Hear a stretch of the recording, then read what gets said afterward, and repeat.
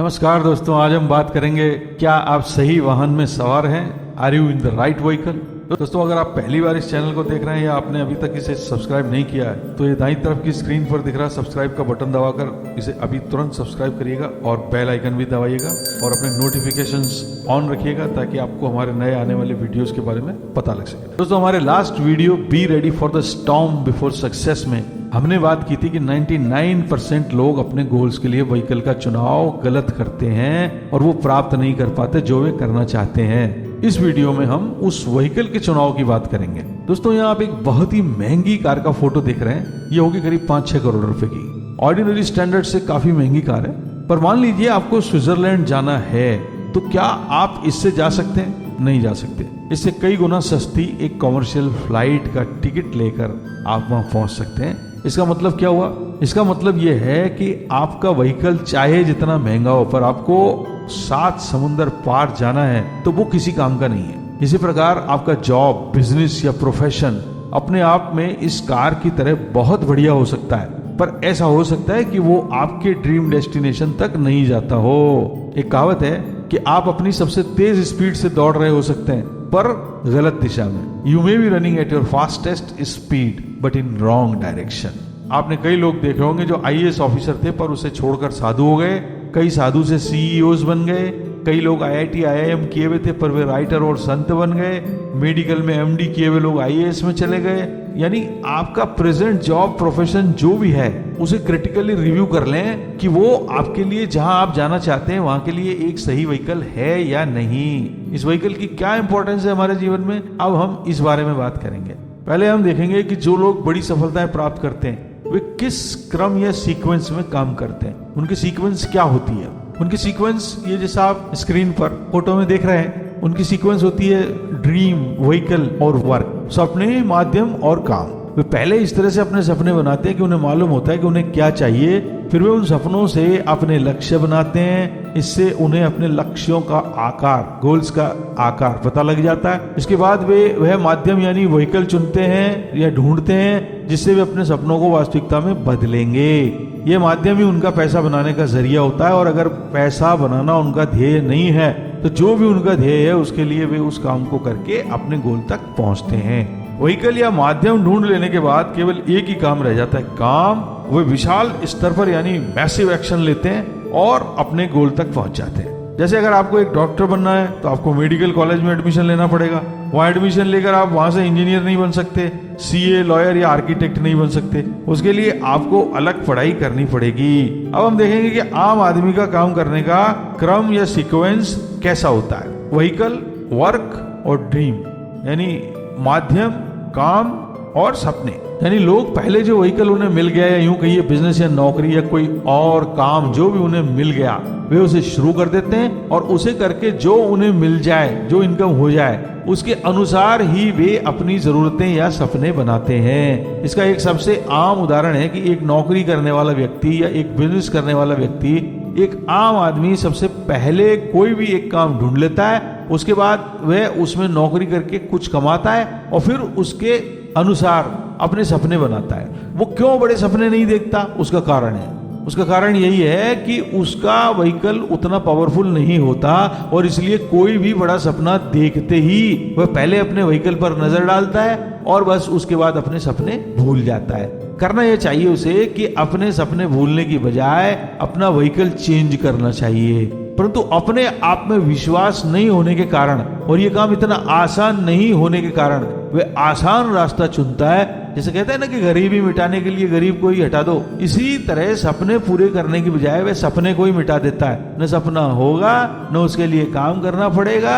इसी के साथ वो एक तीर से और भी कई निशाने एक साथ लगा लेता है। न कोई सपना, न कोई काम, न कोई असफलता, न लोगों की हंसी और न ही किसी अन्य तकलीफ का सामना करना। इसके विपरीत एक उदाहरण लीजिए किसी सफल व्यक्ति का, जैसे सचिन तेंदुलकर और अमिताभ बच्चन का, और देखिए उन्होंने क्या किया। उन्होंने पहले एक सपना बनाया कि उन्हें एक बड़ा क्रिकेटर और फिल्म एक्टर बनना है। फिर उन्होंने अपना माध्यम चुना, क्रिकेट और फिल्म। और फिर उस पर अडिग रूप से कार्य किया और सफल हो गए। उन्होंने वैसा नहीं किया कि जैसा लोग करते हैं कि चलो थोड़े दिन क्रिकेट खेल कर देखते हैं, अगर सफल हो गए तो ठीक, नहीं तो कुछ और कर लेंगे, या एक आध फिल्म करके देखते हैं, अगर चल गई तो ठीक, नहीं तो कुछ और कर लेंगे। जब आप पीछे लौटने का रास्ता खुला रखते हैं तो फिर आप मुश्किलों में आगे नहीं बढ़ पाते और उस पिछले रास्ते से वापस लौट जाते हैं। मनुष्य का निर्माण इस तरीके से हुआ है कि जब तक उसके सामने मैदान छोड़कर भागने का रास्ता खुला रहेगा वह भाग ही लेगा।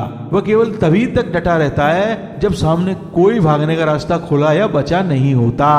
अगर आपका सपना बड़ा है तो आपको अपना प्रेजेंट व्हीकल चेक कर लेना चाहिए, और अगर वो सही नहीं है तो उसे बदलने के बारे में सोचना चाहिए। यानी जो भी आप आज कर रहे हैं उसे आपको बदलना पड़ेगा। उदाहरण के लिए अगर महेंद्र सिंह धोनी आज भी रेलवे की टीटीई वाली नौकरी में होते तो वे वहां कभी नहीं पहुंच सकते थे जहां वे आज हैं। एक्टर रजनीकांत भी बस कंडक्टरी नहीं छोड़ते तो आज कहां होते। धीरूभाई अंबानी भी कहीं पेट्रोल पंप पर पेट्रोल भरते थे पर बाद में उन्हें उसे छोड़ना पड़ा। इसका मतलब है कि अगले स्टेप पर जाने के लिए आपको पिछले स्टेप को भूलना पड़ता है।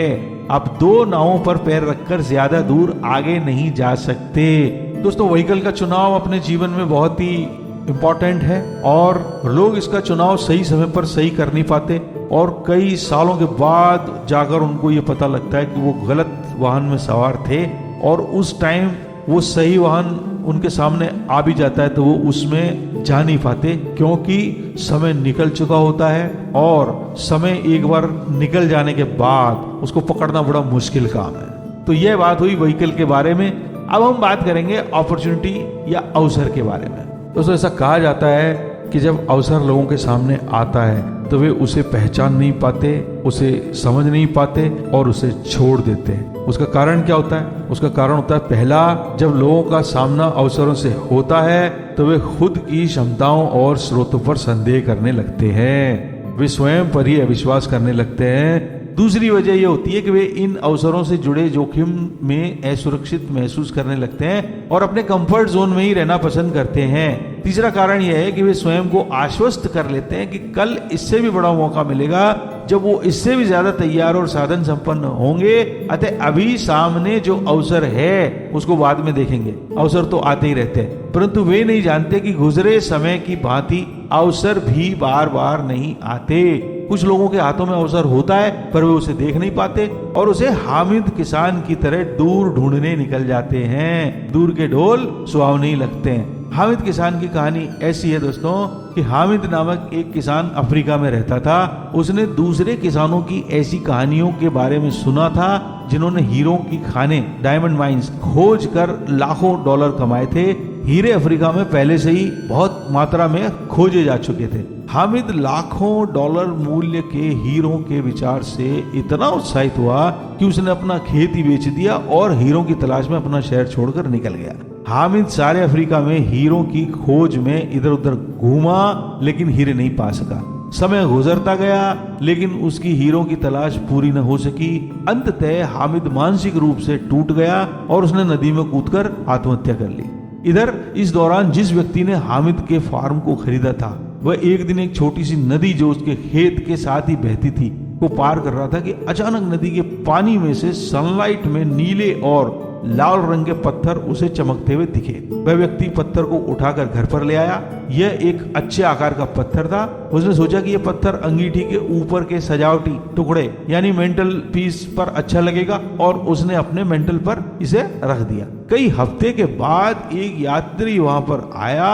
उसने इस पत्थर को उठाया और बड़ी नजदीकी से इसे देखा। उसने उस किसान से पूछा कि क्या तुम जानते हो कि तुमने क्या पाया है? किसान ने कहा नहीं तो। यात्री ने उसे बताया कि उसने अब तक का सबसे बड़ा हीरा पाया है। किसान को इस बात पर विश्वास नहीं हुआ। उसने किसान को बताया कि उस छोटी सी नदी के नीचे और भी बहुत सारे ऐसे हीरे होंगे, चलो मैं तुम्हें दिखाता हूँ। वे दोनों वहां गए और वहां से कुछ सैंपल्स लिए और उन्हें आगे जांच के लिए भेज दिया।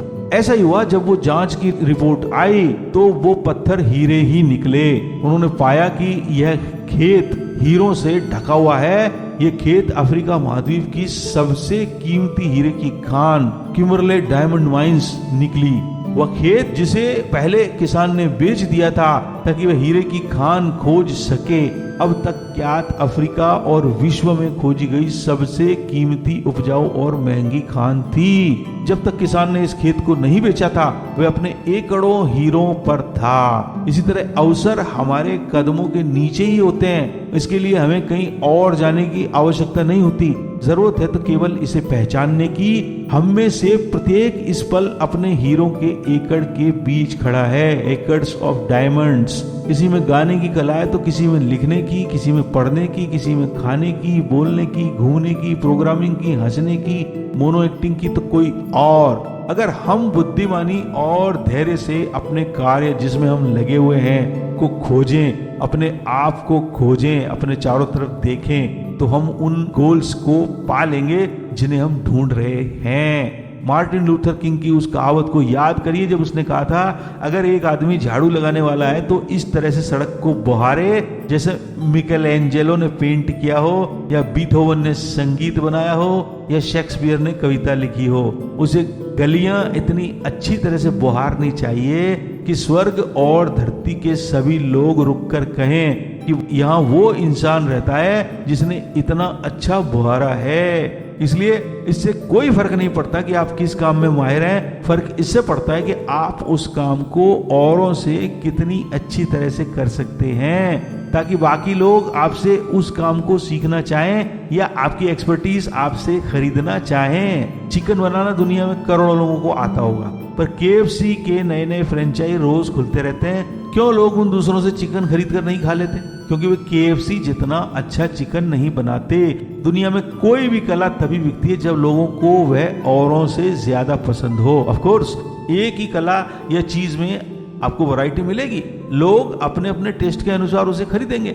जैसे एक गोदरेज का लॉक और किसी अन्य कंपनी के लॉक मार्केट में बिकते हैं और सभी के अपने अपने कस्टमर्स हैं। जब आप निरंतर बाधाओं की शिकायत करते रहते हैं तो आप उनकी ताकत को स्वीकार कर लेते हैं और अपनी दुर्बलता को स्वीकार कर लेते हैं। परंतु जब आपको अपनी अतुलनीय शक्ति का एहसास हो जाता है कि आप तो ईश्वर के बनाए सर्वश्रेष्ठ प्राणी हैं और कर्मयोनि में आए हैं और कुछ करके दिखलाना है, तो आप विराट और विशाल बन जाते हैं और बाधाएं आपको तुच्छ लगती हैं, और तब आप उन बाधाओं का रोना छोड़कर अपने काम पर लग जाते हैं। उस व्यक्ति के लिए महान सफलता इंतजार कर रही है जो अपने अवसर को मजबूती से पकड़कर कठोर संघर्ष करने को तैयार है। जब तक आप ये सोचते हैं कि सफलता आपसे बाहर और कहीं है, किसी और व्यक्ति में है, या किसी और काम या स्किल या एक्सपर्टाइज में है, तब तक आप असफल ही रहते हैं। आपका अवसर और सफलता आपके व्यक्तित्व, आपकी दिव्य शक्ति में उसी तरह से छुपे हुए हैं जैसे वट का एक विशाल वृक्ष वट के एक छोटे से बीज में छुपा रहता है, या चकमक में आग और तिल में तेल होता है। अपना पर्सनल डेवलपमेंट कीजिए, अगर जरूरी हो तो अपनी शिक्षा को बढ़ाइए, अपनी कार्यकुशलता या स्किल्स, श्रमशीलता, सहृदयता, उदारता का विकास कीजिए। इसके बाद आप जहां भी जाएंगे सफलता आपके पीछे पीछे आएगी।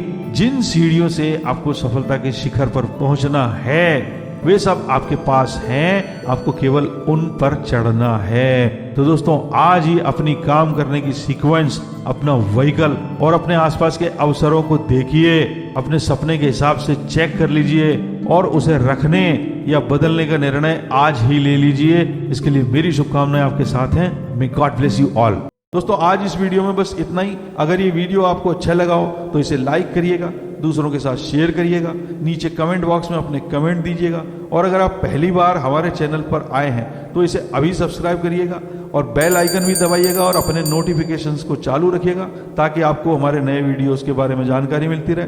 आपसे मुलाकात होगी हमारे अगले वीडियो में। तब तक के लिए नमस्कार, धन्यवाद।